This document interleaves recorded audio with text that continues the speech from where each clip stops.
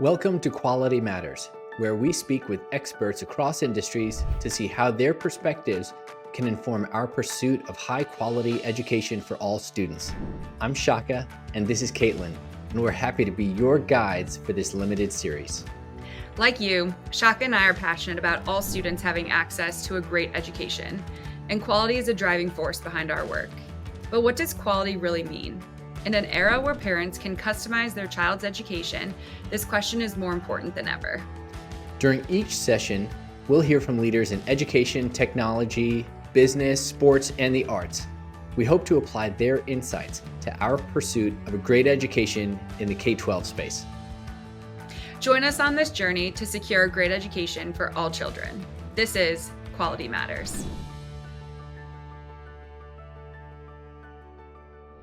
Well, we are back at the Emerging School Models Symposium. Really excited to speak with Dr. Dan Hamlin. Dan is an assistant professor in the Department of Educational Leadership and Policy Studies at the University of Oklahoma. He's got a background in quantitative research, which I'm really excited to talk about, but he is one of the leading sort of agitators to put on this symposium. And so Dan, thank you so much for being with us on Quality Matters. We're excited to talk today. Yeah, it's a pleasure to be with you. I like that term. I'm going to go with that, leading agitator. I like that very much. Yeah, in certain contexts, it's okay to be a leading agitator. New title. Right? I'll take it. That's right. Well, why don't you tell us a little bit about the symposium? You know, what are your hopes for bringing people together in Cambridge over the next couple days? Yeah, I think this got started. And this is, as you mentioned, this is our third annual conference now. So when this started 3 years ago, Paul and I got together and we're co-moderating and organizing this conference. Coming off the pandemic, there's just so much activity with small schools, micro schools, hybrid homeschooling, and just a lot of different activity out there. And we thought, there's not really a venue out there that looks at what does recent research say about some of these models and how they're faring and how are they delivering for students, and even smaller questions like what are the enrollments like? How many students are actually attending a micro school, which is actually, it turns out, not an easy question to answer. Yeah. So that was kind of the original impetus behind the conference, to try to advance knowledge and understanding of micro schools, hybrid homeschools, and a lot of these other small innovative school models coming off the pandemic. And so it's grown a lot. You're here now. I think that's kind of evidence of the growth that we've had. Year one, we probably had around 100 some odd in-person attendees, maybe a few hundred people attended online. The following year, those numbers tripled. So we had That's awesome. we had over 300 people attend in person. We had maybe 1,000 or so people online. And then this year, we have far exceeded, at least based on registrations, last year's in-person numbers, exceeded our online numbers. So if the interest in the conference is any indicator at all, it seems like there's a lot of growth going on out there in these areas. Yeah. So besides just the increased momentum, and there is tremendous momentum in the sector, I think, as you mentioned, COVID has a lot to do with that, but not exclusively. There's obviously been lots of changes at with state laws and et cetera. We can maybe get into that stuff. But backing up a little bit, thinking about your own sort of research pursuits and just interests and passions generally, why get into this space versus studying and looking at, say, the more conventional public school system, which is where still, 80% of kids or something like that in the United States are in conventional district operated schools? Why look at this area and not the other? Yeah, that's a good question.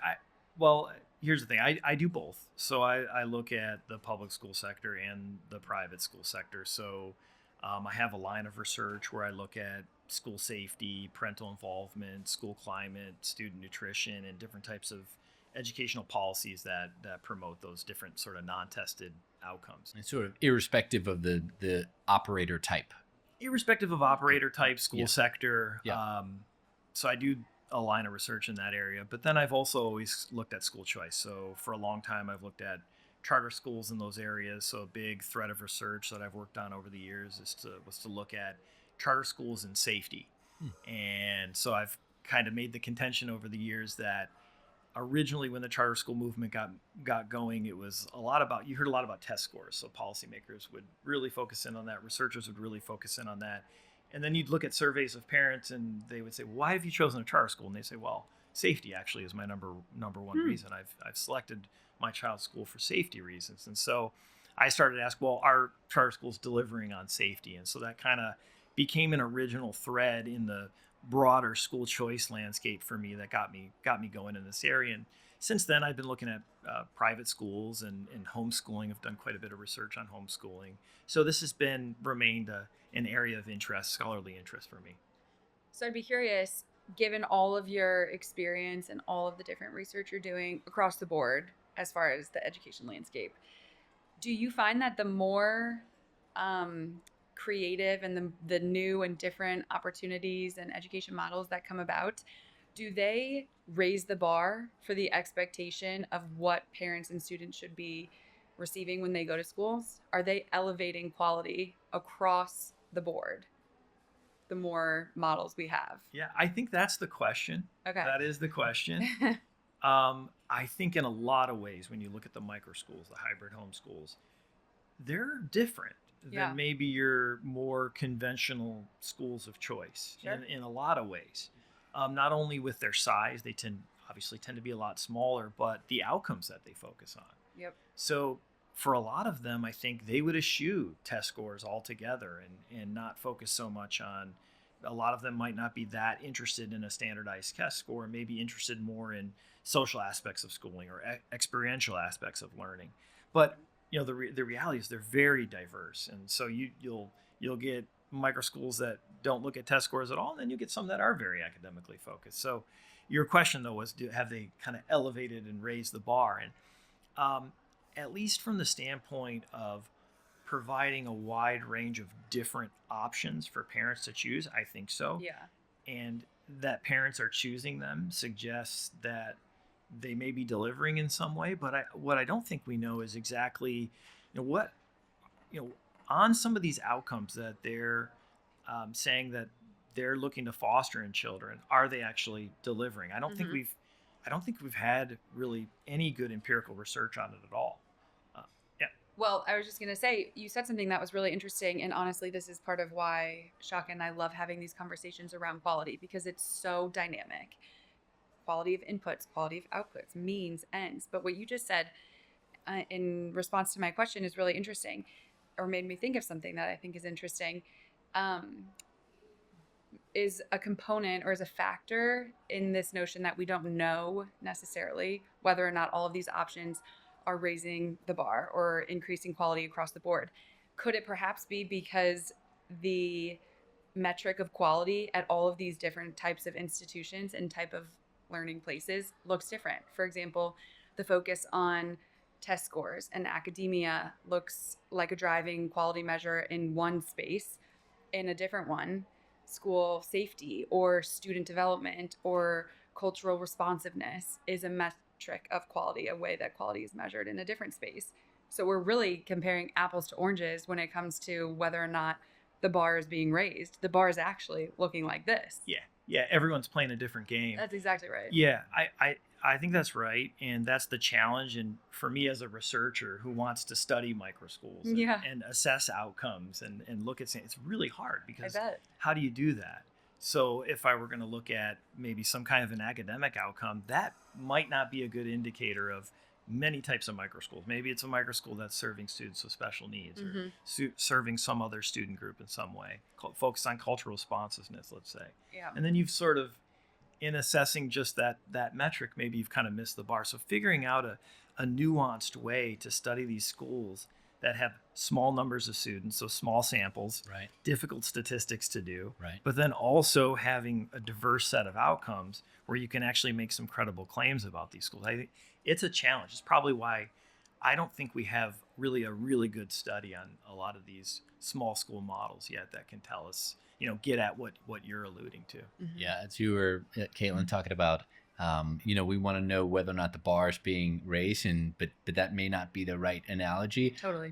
The picture that came to mind for me is, in elementary school where kids play with where they get one of the big like parachutes, Oh, and yeah. everybody gets around it and has their and Wings grabs it. the handle, right? And you put a ball in the middle and you're doing that. It feels a little bit like that, right? Yeah. Where every hand on the perimeter of this thing is one of the measures, and we go, well, hey, this seems like this is working, but then Dan, if you wave your hand over there, like, I don't know, that thing is working too. How do these things work together? This is a super challenging thing, and as you mentioned, like even micro schools, two micro schools are not created equal. It's not a franchise model per se, right?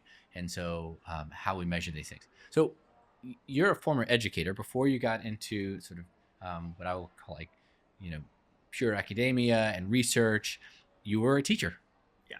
How has your sort of conception of quality and what schools ought to be doing changed or maybe evolved over time since you've been, as you were a teacher, you were in the classroom, and then now you're at a research institution? What's sort of been the movement that you've seen? Yeah, I think we've definitely seen a broader movement away from a focus solely on academics. I think you hear that from parents. If you look at parent surveys, parents are saying they want more than just test scores. I just did a representative survey of parents in the state of Oklahoma and kind of listed out what matters to you when it comes to your child's education. Where do you think schools should be focused? And I list out all of the typical things that you might see: academics, extracurriculars, these sorts of things. Safety, et cetera. Yeah. Safety. And academic outcomes were not at the top of the list, actually. So and one of the things that really just shocked me is parents said that they wanted schools to focus a lot. This was the number one factor on discipline and good work habits. That was at the top of the list. Wow. So they wanted schools to be cultivating more discipline and more discipline, like work ethic. Like work ethic. Yeah. Not discipline in the sense of punishing kids, Right. but work ethic. And so that was really interesting to me to see that. And then I think after that was safety, relationships, and then maybe academic outcomes kind of comes later on. But so that I think is a big shift.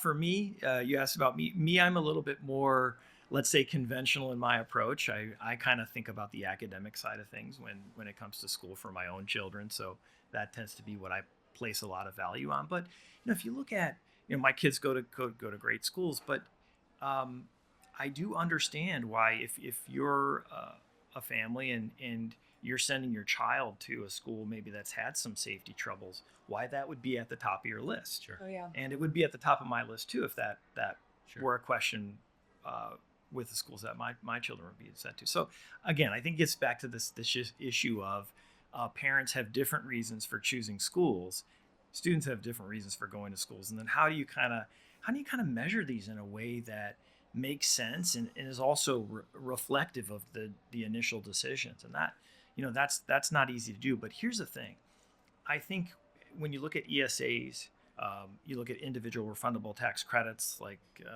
the one that Oklahoma has, and a lot of these other universal choice programs. I think this is coming. Some kind of evaluation of these different types of models is probably coming, whether people like it or not. Mm-hmm. So that's why I've encouraged people here at the conference. I think we need to kind of think about this and figure out what makes sense, because as public funding expands for these types of models, eventually policymakers, taxpayers, they're going to want to see something, and they want to see what the measures are like. So I think if you're a leader in this area, you want to be out ahead of that and determine what those measures actually are. This is kind of an interesting segue. I know that you've done some research and work around the social and civic outcomes of schools, and I'd be curious what your findings are, just to answer that question. And then once you've discussed that, how these dynamic models either influence or change or impact the social and civic outcomes and your research in that area. Yeah, so I've done a little bit in particularly in the area of homeschooling. Okay. And I'll be honest. So when I first got into homeschooling research, I guess I had a lot of bias. I wasn't homeschooling. I don't think I even knew a single person who was homeschooled growing up. And so my idea of it was, well, surely they're not very well socialized. Surely they're isolated. Surely these are rural families who live in isolated areas. So I had all these different biases. And as soon as I started looking at the data, though, all of those biases got knocked down kind of one by one. Okay. I looked at national data from the National Household Education Survey. It's administered by the U.S. Department of Education. Mm-hmm. And they get a pretty large, they like to say they have a nationally representative sample of homeschool families. It's roughly about 500 to 600 families in a given year when they administer that survey. And then they also get national samples of private and public school families. And the families report on their activities in the community, whether they go to museums, how involved they are, how civically involved they are. And the homeschool families in many instances were reporting being a lot more involved in these areas than families in public schools or private schools, even accounting for other demographic factors. So holding constant things like your geographic location, your income, your education level, and they were doing really well. Another study I did was to look at, because I wasn't really convinced by that one because it's family self-reporting. Sure. So I thought, well, they've got their own biases that they might be influenced by. They're probably overestimating themselves. Yeah. So I thought, it'd be really interesting to look at formerly homeschooled adults. Oh. Because if they were not socialized well, perhaps later in adulthood, they're going to be disgruntled and reflect back and maybe be more likely to honestly reflect back on their experience. So I did an analysis doing the analyzing the Understanding America survey, which has formerly homeschooled adults, public school, private school, and looked at things like income in later life, education, family formation. Again, homeschoolers doing just as fine as anyone else. And then I thought, and I still wasn't kind of satisfied with those data, so we went out and interviewed 34 formerly homeschooled adults from across the country in the age range of about 25 to 35 years of age. So they're kind of off into life now. They have families of their own, jobs, and kind of asked them, do you feel like you weren't well socialized as a homeschooler? Right. How do you feel like homeschooling impacted you? How do you reflect back on it? And did you get what you needed? did you get what you needed? Do you feel like it prepared you for life in a sense? Mm-hmm. And there were a couple horror stories in those interviews where they said, homeschooling was not for me. That was not something that my parents should have been doing. But the vast majority, pretty much everyone, had very positive things to say about the experience. And a lot of them also said, I actually want to homeschool my own children. Mm-hmm. And what they kind of mentioned to me, and I think it was really interesting, is that when it comes to socialization, you think about, well, you socialize when you go to public school and you play on a team and you meet people in your class, and for them socialization was very different. They would socialize through their church youth group or with their build closer relationships in their neighborhood or with their families. And so extra. So it kind of looked a little bit different, but they had lots of social interaction. Yeah. And so anyway, that you asked me a very straightforward question, and I'm an academic. This is the answer I wanted. Yeah, so I got to give you a long-winded answer about my research. That's what I was hoping for. No, well, I love the idea that there are different ways to gain positive socialization. It should not, particularly because we do these via video, it should not surprise our viewers and listeners to know that that my time on the high school football team was not really the most positive experience. It was not really I didn't come away with lots of accolades there. That was definitely socialization. Yeah. If I could go back, could I have gotten more positive experience and higher value experience doing nearly anything else than getting knocked around by kids who are much bigger than me? Yeah, probably so, right? So it's sort of not some something that's carved in stone that you've got to go through these on a conventional progression. Right. Yeah, and that brings to, so your anecdote there brings to mind the kind of another sort of philosophical issue with this that I've been grappling with myself, and I'd be curious to hear your thoughts. But you also, as a young person, you have to be tested too. Absolutely. And you have to do things maybe sometimes you don't like because it kind of forms you and makes you a little bit tougher and helps you to persevere in life. And so there's that part of it too, that it's not just, well, I had a bullying experience. Now I'm opting out of everything and I'm going to go my own way because maybe that isn't such a good lesson either. So it's, there's probably a balance there between, maybe there are obviously some great rationales for homeschooling, doing microschooling, but I think it's also important to make sure that we're teaching young people to persevere through challenges, that this isn't just an opt-out thing because you had one bullying experience. Do you find that oftentimes people search or look for and look at these new emerging school models as ways of leaving places that hurt them? Or are they Yeah. Is it an seen, eject yeah, handle, or are they or drawn is to it, it? yeah, or are they A drawn tractor to it? beam. Like, have they been hurt by a model that didn't work for them? It did not meet the needs of the students or of the parents or of the community.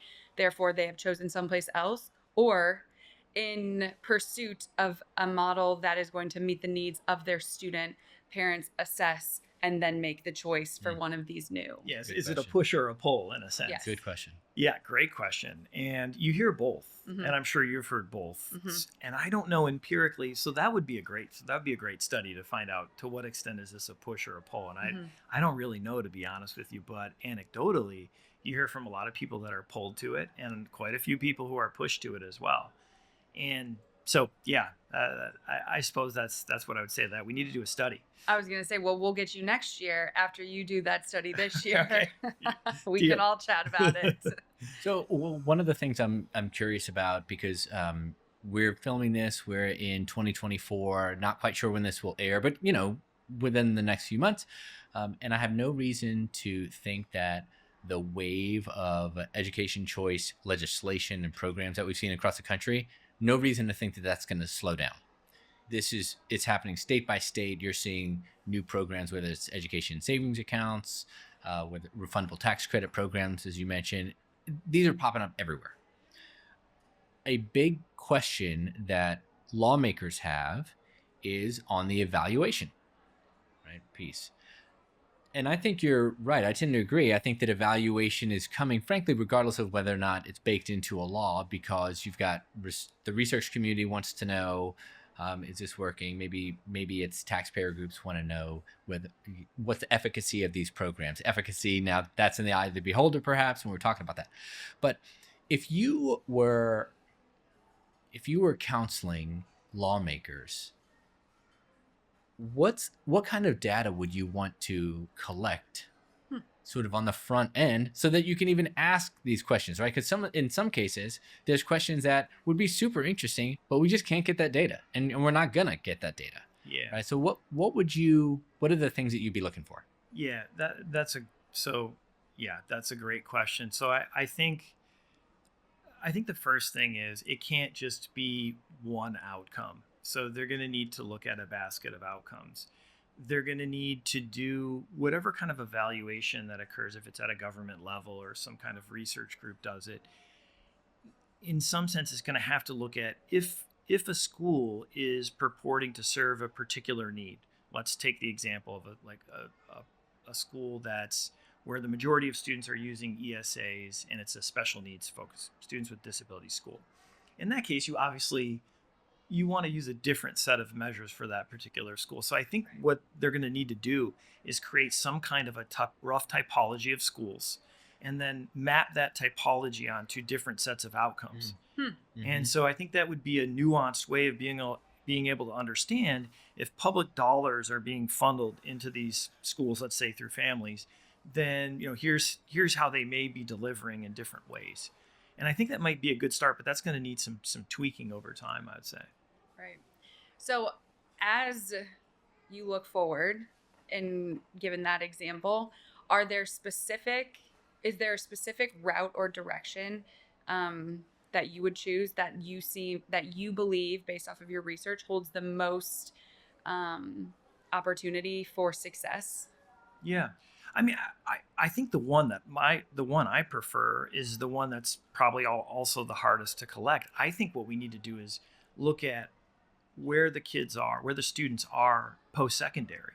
Okay. Because that's all the other metrics that we're looking at. Why are we looking at them? Because we want to know, are they going to do well later on in Contributing adult members of society. Are they going to be contributing? Yeah. Are they going to have jobs? Are they going to be able to pursue higher education or not? Are they going to be able to live a good life?